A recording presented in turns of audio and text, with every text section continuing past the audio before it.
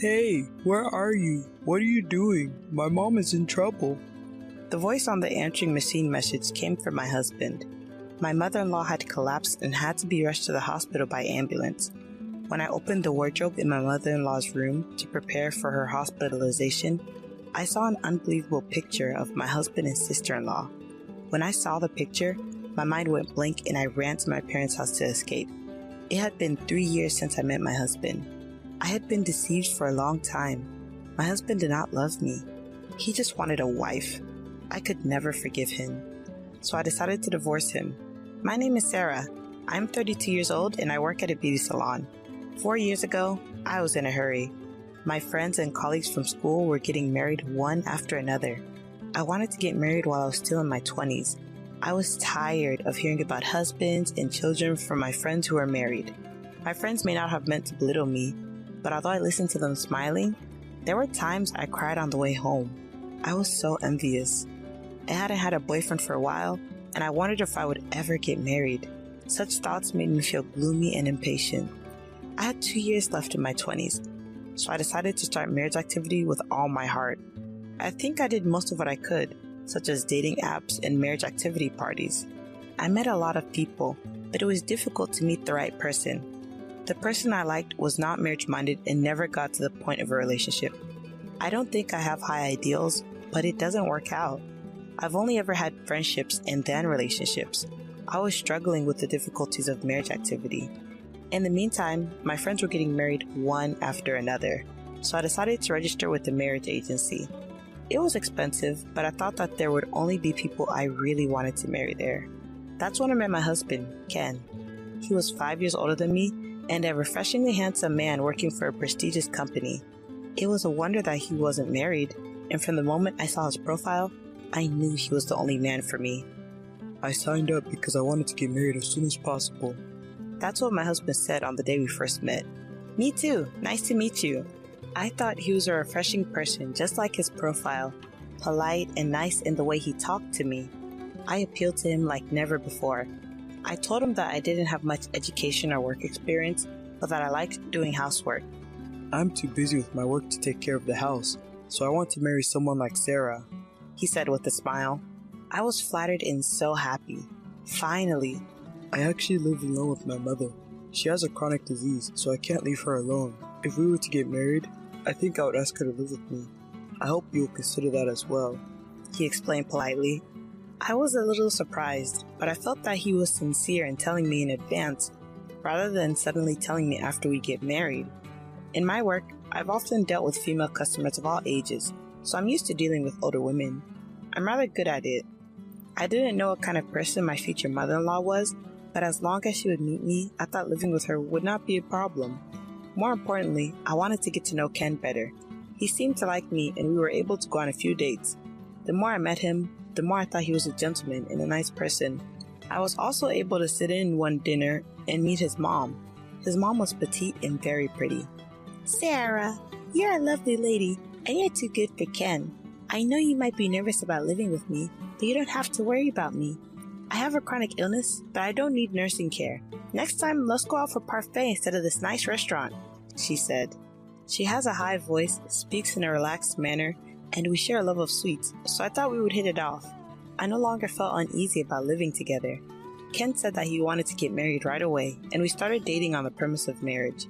Ken was a busy man, constantly working, but he made time for me. We went on trips and spent a lot of time together. Even after seeing his face right after waking up, my impression of him was still the same as it was when I first met him. He was refreshing. The more I saw him, the more I liked him. His mom and I became such good friends that we even went out for sweets together. She takes a lot of medication, but she's full of energy and young. I was worried about her though, because she has to wait in line at popular restaurants. Don't worry, I'm looking forward to it. I can't wait to taste food so good that I have to wait in line, she said with a big smile on her face. Treating her like a friend, I sometimes forgot about the age difference in their relationship. She told me that her mother-in-law had been divorced twice and that she had had some difficulties when she was younger. We dated for around 6 months and then got married. I was happy that we were able to get married just barely in our 20s, and from the bottom of my heart, I was glad that I had worked so hard on my marriage activities. We quickly registered our marriage and began preparing to live together. Then one day, my husband told me there was something he needed to talk to me about. I wondered what was going on and had a bit of a bad feeling about it. I never told you this before, but I have a sister, Hannah, who is not related to me by blood. At first, I didn't quite understand what he meant. Hannah was my husband's stepfather's daughter. My mother-in-law and father-in-law divorced 5 years ago. My father-in-law is dead and Hannah has no family. My mother-in-law and Hannah don't get along well, so she never comes to my in-laws' house. But my husband says he's worried about my sister-in-law, who has no family and keeps in touch with her. I'd like to invite her to the wedding, but my mom hates her and is against it. But she means a lot to me, and I want to introduce her to you at least once, he said. I was worried about what kind of a person my mother-in-law, who was so kind to me, would hate. But I could see how much my husband cared about his family, so I decided to meet her. Nice to meet you, Sarah. I'm Hannah. She was a very beautiful and flamboyant-looking person. She said she worked at a bar. I couldn't believe that my mother-in-law disliked her. She was not at all unpleasant and cheerfully made the occasion more enjoyable. When Ken was in middle school and I was in high school, we started living together. Isn't it like a comic book that we suddenly became a family? Hannah, what do you mean, like in a comic book? I was a nervous teenager. Hannah told me stories about the days she lived with Ken, and Ken would make fast-paced quips about her stories. Perhaps because they were so beautiful, they seemed like a perfect couple. I could tell that she was very dear to my husband. Sarah, I'm sorry I couldn't make it to your wedding. Be a good wife, Hannah said to me as we parted.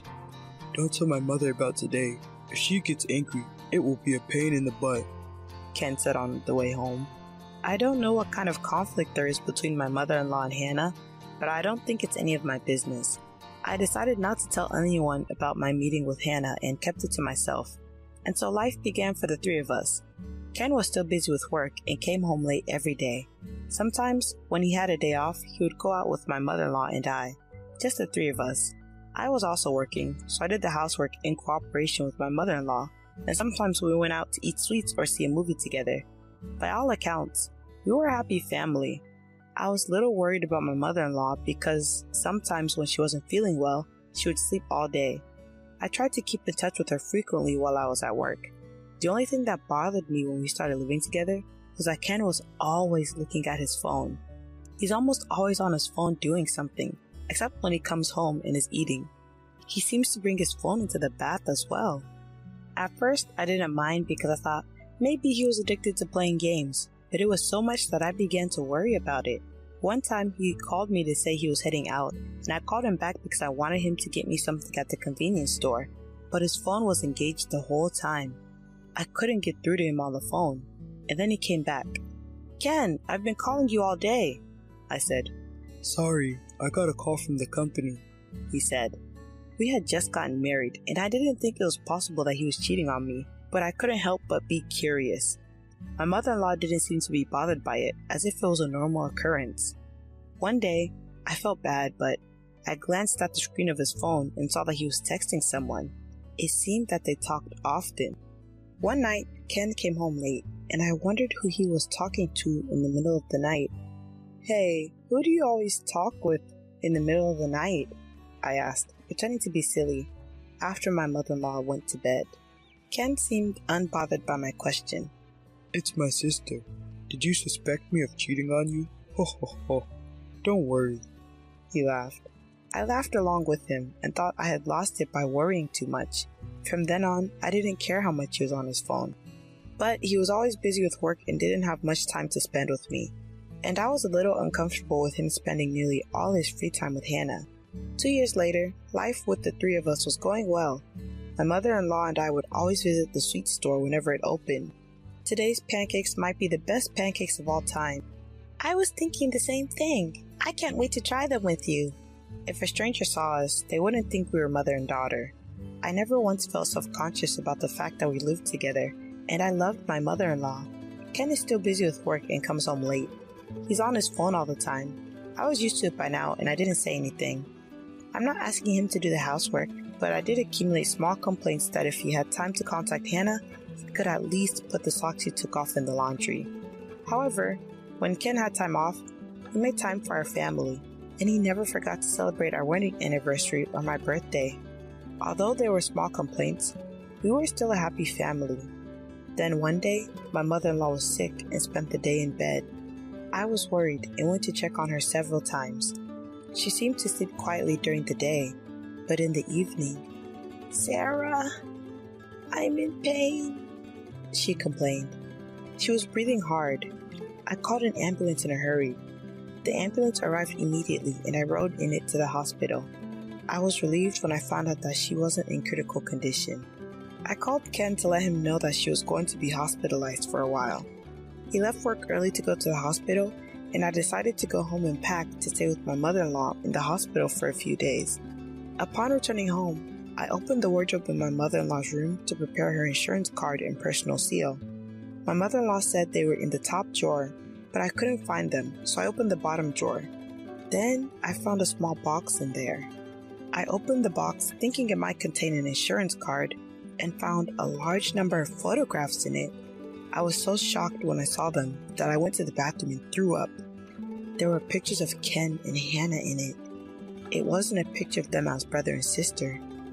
It was a picture of them as lovers. They were holding hands and kissing each other, and I felt sick just looking at a few of the pictures, so I closed the box. It was painful to think about the fact that he had been in close contact with Hannah up until this point. My mind went blank, and the next thing I knew, I was running to my parents' house with that box in my arms. At my parents' house was my mother, who was surprised to see me. When my mother saw what was in the box, she hugged me. After crying for a while, she saw that I had calmed down. These pictures of Ken and another woman. Is he cheating? She asked me. My mother was surprised when I told her that it was Hannah and that it was in the wardrobe in my mother-in-law's room. I hadn't even told my mother that I had a sister-in-law. "I can't live with him anymore," I said to my mother. She said, "Of course you can't live with him. I can't allow it." My mother was also angry. When I looked at my phone, I found a lot of incoming calls from Ken and a voicemail message that said, "Hey, where are you? What are you doing when your mother is in trouble?" The message was an angry one. I thought, I'm the one who should be angry. I turned off my phone that day because talking about it would remind me of the pictures and make me sick. The next day, out of the goodness of my heart, I contacted him. "There's something I need to talk to you about this evening. I'll be there with my mother, so please call Hannah," I told him. "Thank goodness, she's alive. I wondered what you were going to say when my mother was in trouble." He started blabbing on and on. "Please do. I'll see you at night." I hung up the phone. As soon as I hung up the phone, I went to my mother-in-law's hospital room. "Sarah!" My mother-in-law looked at me happily and called my name. "I'm sorry you're not feeling well, mother-in-law, but I wanted to hear the truth." I opened the box I found in my mother-in-law's wardrobe and showed it to her. Then my mother-in-law began to shed tears. "Sarah, I am so sorry, Ken. He has an older sister. She's the stepdaughter of my ex-husband, and 5 years ago, she told me that they were lovers. Even though they're not related, they're both my children. I told them I couldn't allow that to happen. Hannah got angry and left the house, and I never saw her again. I should have told you. But they're old photos, don't worry. I don't even know what Hannah is doing now, and I'm sure she's not in contact with Ken," she said. My mother-in-law had straight eyes and didn't look like she was lying. Ken is still in contact with Hannah. In fact, he introduced me to her once, years ago. When I said this, my mother-in-law shed another large tear. "But you're already married." "I'm sorry. You did nothing wrong, but I can't be a family with Ken anymore. I'm going to divorce him." "Don't apologize to me. It's my fault for not noticing. I'm sorry," my mother-in-law said. I couldn't stop crying either. I left the hospital room and went to the house where my mother, Ken, and Hannah were waiting. When I arrived, they were all waiting for me. I sat down and immediately showed them the pictures. "You two are lovers, and I'm divorcing you."